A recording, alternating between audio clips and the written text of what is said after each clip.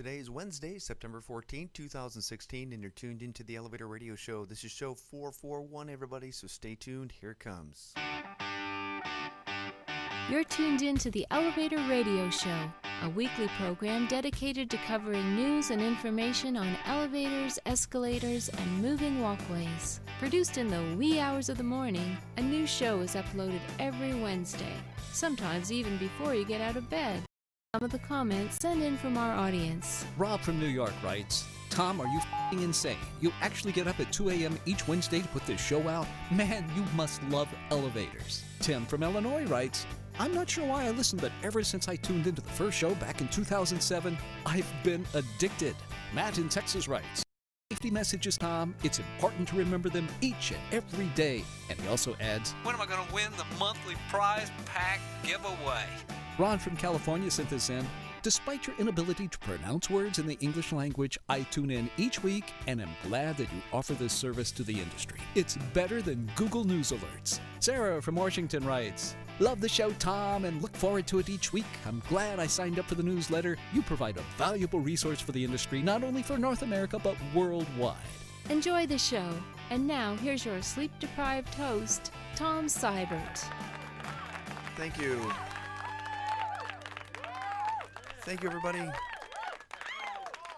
Thank you very much. It is good to be here this morning. Yes, it is. Yes, it is. Yeah, it's been one of those weeks where, as many of you already know and learned the news of the passing of a great man, Bob Caporale. I just want to, it was a shock to so many people who I had shared the information with, and it was just kind of blew many people away, unfortunately. And if we all just had the opportunity to see him one more time and say, hey, thanks, Bob, for being my friend. Thank you for being there and providing advice and trying to make whatever you touched a better thing.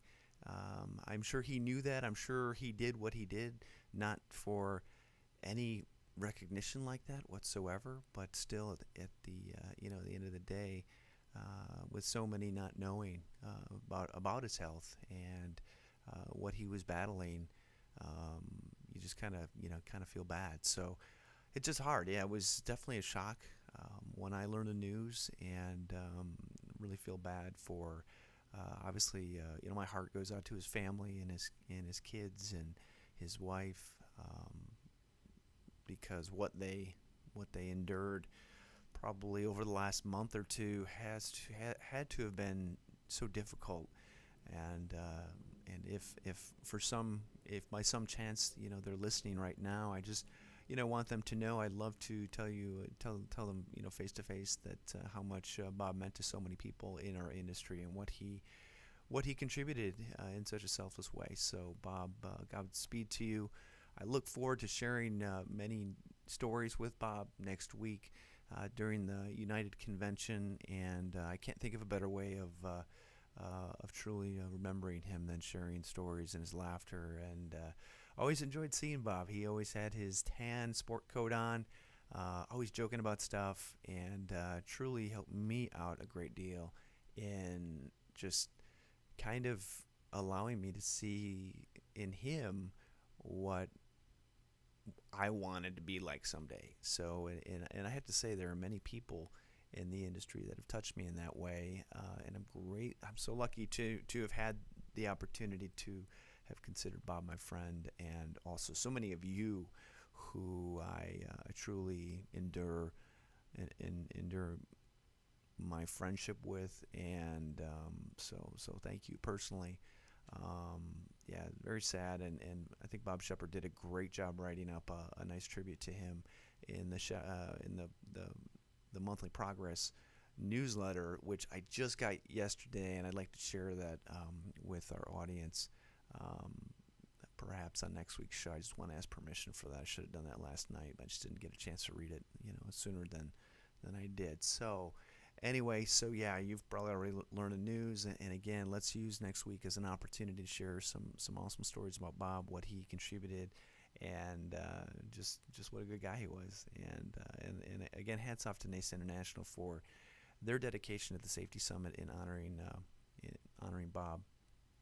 and his efforts in making our industry a safer one. So have more to share on that later on in the program, and we'll take as much time as we need to remember Bob and not forget him. And it's just one of those things where as time progresses and as I get older, obviously the inevitability of things being certain are the one statement was, you can be sure of two things, and that's death and taxes, and that's absolutely correct. And as many of us think that we'll be around on this earth forever, it could all change in a heartbeat. It could be tomorrow that we don't wake up, or that we get struck by a bus. And that's always my one of my sayings I tell people here at work is, listen, if I get hit by a bus tomorrow, this is what you need to know what to do, so that the company can continue to run. And I don't think any entity should be set up in a way that it cannot function without the the passing of a person. So make your mark while you're on this planet, and do what you can to make it a better place. That's my rant for the day. So yeah, next week is the big show, as they say, the prom, the big event of the year. And I don't know if the big event of the year, but it's one, at least in terms of this year, that the combination of it being a United show allows a lot of companies not to have to travel and whatnot. So it is in Montreal. Obviously, it'll be looking forward to it. I am. I'm actually headed out to Montreal a little bit earlier to spend a little bit of the weekend with my lovely and wonderful wife, which I'm truly looking forward to. It was our 20th anniversary over the summer. We just didn't get a chance to celebrate with travel and the kids doing what they were doing. So I'm kind of looking forward to the weekend and just spending some downtime with her, which hopefully we'll be able to enjoy. She'll be coming home Tuesday, and I'll be staying until Thursday night before I packing up and leaving. So please stop by booth 1725, say hi, as many of you already do each and every year. It's always great to see you, and I got to tell you how flattered I am to have so many of you stop by and say, hey, I'll listen to the show. And I got to tell you, I don't honestly think of it like that until you remind me. Each week I do the program just trying to do a public service to our industry or for our industry, and literally I don't ever think, oh, you know what, I want to go and meet up with a whole bunch of people or whatnot. But you are so kind and to remind me that just you listen to the program, and I really forget about that on so many occasions, because when I come in and do the show, it's a straight process, and when I upload and get the show notes posted, it's gone. It's out of my mind. It's not something that I'm thinking about anymore, because I got to move on and get into the next project I got to do. So really appreciate that. So looking forward to seeing so many friends and colleagues, and let's remember Bob and the stories that we have in our hearts that we can share with each other. And let's not forget about Bob, because he made some significant, huge contributions to our industry, and those should never be forgotten. Okay, so Godspeed, Bob. We miss you already, and our thoughts and prayers go out to the family, Caporale family, for what they're going through right now. So, okay, let's get into the news content of the show. I almost feel like it's insignificant to some extent, but we will do a show, and we'll have those news articles up in a moment. Let this week's news stories give you a lift on what's happening in the vertical transportation arena. Each news segment is organically dug and fresh with news stories of the week. Got lift? If not, stay tuned.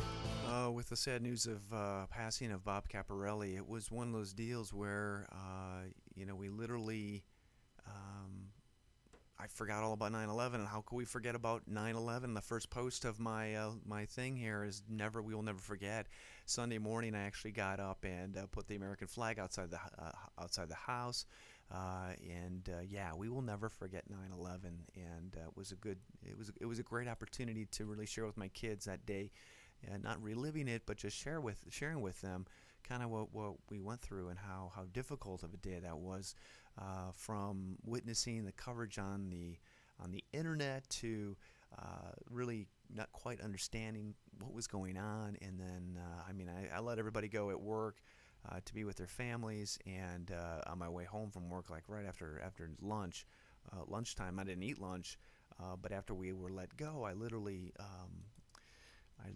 just, I went to the blood bank to give blood, and the lines and the people there were huge. And it was kind of like at that point you realized that, there was no amount of blood that was going to help, help in this situation. But like so many Americans, we all wanted to do something. And, heading to the blood bank seemed like the best thing that we could do. But, yeah, just awful, just horrific, all that stuff. I can't bring myself to watch that news coverage again. And honestly, I never want to see it. I don't want to ever see it, but I just don't. It feels as though it was only, 4 or 5 years ago, and definitely a difficult thing to deal with. So hopefully you and your own, you know, you were able to remember that day in your own special way. I hope so. The couple of projects that I have been lucky enough to be involved with, and also proud to be involved with, actually, one was the dedication of the 9/11 memorial at our fire station just across the way here, and then also being providing products for the World Trade Center number 3, which extremely and for honored to be a part of. Okay, next news article: Elevator Riders Riding Club supports Tinley Wish. I think this is awesome. This is something they do each and every year. Hats off to Glenn Duncan and the Elevator Riders Riding Club in donating and participating in the Make a Wish or Tinley Wish Foundation. And always love reading about that. Looks like you guys had an awesome day for riding. Congratulations, and just great how you give back to the community. So. And I'm proud to be a member of that as well. So even though I don't have a motorcycle, I'm still happy to help out with that. Okay, for some reason the computer is not really being too happy. I see that my CPU usage has just increased like tenfold, so we'll see if we can't get through the rest of the show notes. I may not be able to get into all of them if this continues to be laggy like this. Great news article here, actually, on inspections. Wichita Eagle. Watch the video. It's going to preload an ad, but I think this is great. This is one of these reporters that just had the question, hey, I wonder what the elevator inspector, the guy's name that's on the inspection certificate, his job is like. And this reporter, this news blogger, was able to share that information. What kind of I was kind of shocked to see was that the mechanic, although I don't think it was lit in the video, was literally had a cigarette in his mouth, and I don't think he was smoking it, but just kind of weird to see. So anyway, but great article. Hats off to the inspectors around the country and world that do a pretty tough job under some pressure that may not always be ideal. Telegraph News has an article: man taken to hospital after jumping from escalator at Victoria Station following a 15-hour standoff with police. Yeah, I don't really think jumping from an escalator is going to solve anybody's problems. He didn't do it to commit suicide just to get away, but yeah, that doesn't seem like it was a smart thing. But anyway, it was in the news, and I guess kind of newsworthy. BART redoubles efforts to remove urine smell from elevators. I'll let everybody read this on their own, but the reality is that transit systems, I'm going to post this one. Transit systems are some of the worst notorious locations that people, homeless, mentally challenged, wreak their havoc on to some extent, and urine is definitely one of those that affects elevator systems across the world, unfortunately. So the transit system in this story is taking steps to rip up old flooring and then put an epoxy-coated, floors that are urine resistant or urine bacteria resistant or whatever. Kind of disgusting. And while the news article states that the elevators are cleaned every day, I have a feeling that may not be true. I'm not saying it's not true, but the depth of cleaning that these elevators probably need in terms of bleaching and using antibacterial material, whatever, is I don't know. It just doesn't seem like there's enough manpower or people power to do the job, correctly. So anyway, it just seems like an issue that if somebody could create an elevator that could kind of spray itself down and disinfect itself every night, I think that might be the way to go, even though that wouldn't be code compliant. Be interesting to see that nonetheless. Okay, gender girls, we're in the news.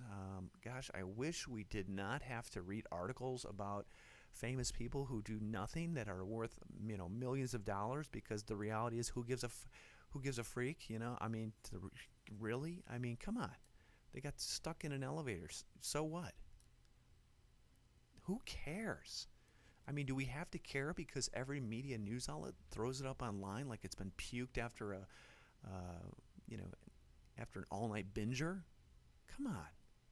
I'm telling you, the media is just out of control. It drives me absolutely nuts. I don't know where good journalism went or what year it left us, but man, we are, as a country, I swear, must seem like the dumbest people in the world to other countries based on how news is covered, and especially the elections as well. The whole thing is just mind-boggling, and we all settle for it. None of us are just like, this is ridiculous. I mean, we just all accept it as like that's the norm, or that's what it is, because we don't know any better. But there was a day when good news reporting actually occurred, and we are so beyond that day that's just ridiculous. So anyway, okay, nuns are safe after elevator was stalled. They were stalled in an elevator. Again, they're not a big deal, but 15 nuns in one elevator seems like kind of a lot.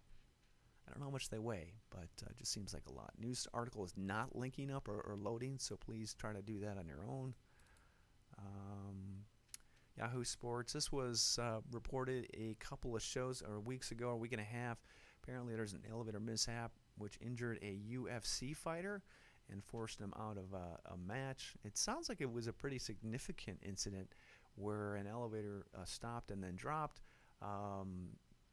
So, yeah, kind of scary. I don't know exactly what happened, but maybe more information will be learned later on. I know some of these guys are usually pretty big, but hopefully everybody's okay. But yeah, to force yourself out of a fight, I don't know if there's insurance for that or what, but just kind of unfortunate that actually happened. So, okay, there was, this is stupid. Again, misunderstanding Twitter posts. Okay, I'm not a Twitter person, but I understand that in the world of Twitter and online crap, you can complain about something, and apparently companies out there actually will respond. Oh, Levi's. Come on, Huffington Post, shame on you for all these pop-up ads. So Weird News, this is actually not even newsworthy, but somebody posted it. I hate to even share it. Hillary Hansen getting stuck in an elevator can be scary, real scary. But if you just take some comfort in knowing that if it happens in an elevator affiliated with Amtrak, they will get back to you in 7 months later. And so this woman, Amanda Carpenter, posted a tweet, hey guys, I'm trapped in an elevator at the BWI airport, help. And then Amtrak responded 7 months later, we are sorry to hear that. Are you still in the elevator? Okay, Amtrak people, it might be wise for you not to respond to Twitter posts like this, because it makes you look like you're idiots. I am sure that Amanda is no longer in the elevator, but at the same time, not everybody in the world is monitoring a Twitter feed that relates to their company or to themselves. Okay, Hillary? So, yeah, I don't, and my goodness, if I did, I think I'd put a gun to my head. Just one more piece of nonsense that we have to kind of stay tuned to. So yeah, so if you're not monitoring crap stuff on Twitter, either do it or don't do it, but don't do it half-assed like this. This is that's my advice to Amtrak people, and Hillary cut them a little slack. Okay. Tragic accident occurred with a construction worker at the Dallas-Fort Worth airport. I thought we reported on this, but for some reason, I don't know if it's another accident that occurred or what, but a man dies after Dallas-Fort Worth International Airport elevator accident. Not good at all. And if it's hopefully, when OSHA comes in, they can figure out what happened and how to prevent it from happening in the future. You can only hope. Yeah, not good at all. There's been way too many accidents like this that have happened. Okay, a man is in the Chicagoland area. I'm not going to link this up. I'll let everybody do it themselves. One of these legal site things. But a man is suing over a belt lift accident. Apparently, if you're an employer for a company and you can't, you're under At least in Illinois, you're only able to sue. No, you can't. Okay, this is how it works. Workers' comp. It probably works the same way across the country, but you cannot sue your employer for anything that's covered in a workers' compensation. But you can sue everybody else in the world that might have touched whatever you're talking about. And so anyway, employee of a company suing an elevator company here in Chicago for not maintaining a piece of equipment, which was a man lift enough, and he was injured. So I'm sure that will settle. And but good luck with dealing with that. I wouldn't see that you deal with accidents or lawsuits like this all the time, unfortunately. So, okay, court overturns $19.3 million verdict. Let everybody like this. Nice to see this. Let's see here. I think the accident thing regarding the elevators is down further. Let's see here. I did read something about an elevator in here, but for some reason I'm not seeing it. Yeah, wait. Oh, there we go. Okay, so according to the judge's trial court misapplied its discretion in barring surveillance videos and a photograph of this person, the plaintiff, taking Dorothy, which allegedly shows this person working on a rooftop 3 years after the accident. Man. Love the attorneys out there. We can get you all sorts of settlement money, yeah. Till it comes back to bite you in the butt. I wonder how much money that he spent before it's going to be taken away, you know? I don't know. Long article, I should have read it in greater depth. Man, I do not know what's going on. There's some kind of Microsoft update last night, and it is just, I don't know if it's killing my computer or if there's something else going on. I got to figure that out. Okay, Kone listed as Innovative Company by Forbes Magazine for, I think, the 6th year in a row. Congratulations to them. Read that more in the show note. This is linked up through NASDAQ.com. Congratulations to them. Looking forward to heading out to Moline in 2 weeks to present at the NASA International Conference. Should be a lot of fun. So, let's see here. Sprinkler malfunction causes flooding. This actually happened. It's according to the state news. Oh, great. Yeah, more pop-up ads. Who knew?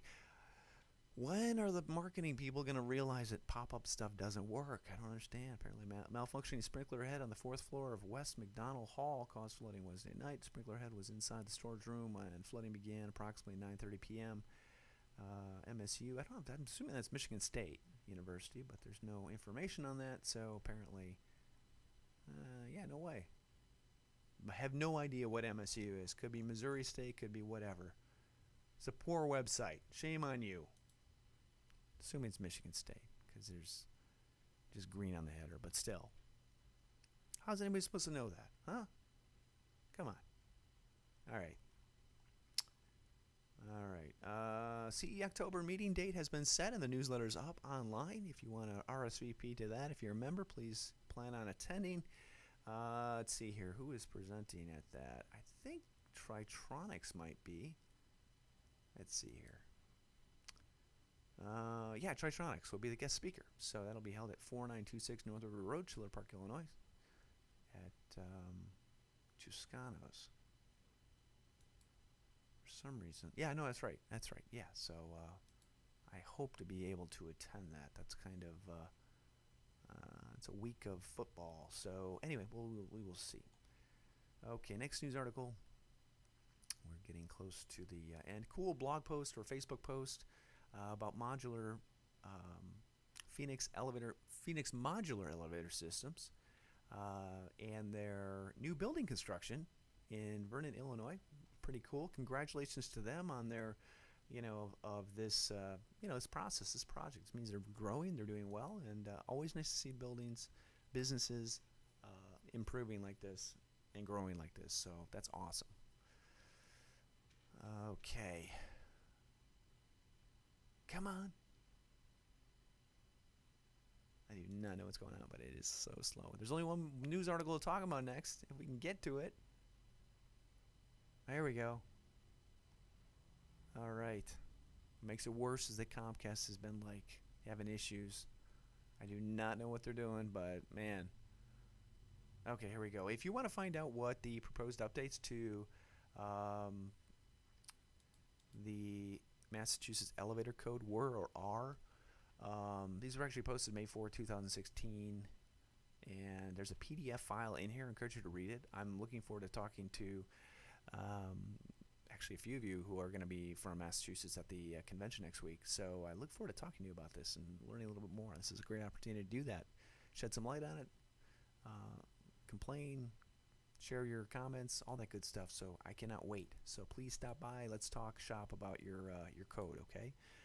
And that's going to do it for the show, everybody. I really appreciate everybody joining me today. Remember, be safe out there. And there's no guarantee tomorrow is going to be here. So do everything you can to love your family members, to enjoy those who are your friends, and do a job that you can be proud of so that the next generation has something worthy to enjoy. So that's about it. So everybody have a great rest of the week. I probably will not do a show next week. I'm not sure. I normally don't have the opportunity to do that. If I do, I will post it online, and we'll go from there. So everybody have safe travels to those who are traveling to Montreal. Looking forward to seeing so many of you, and we will talk to you later. Take care, everybody. Bye-bye.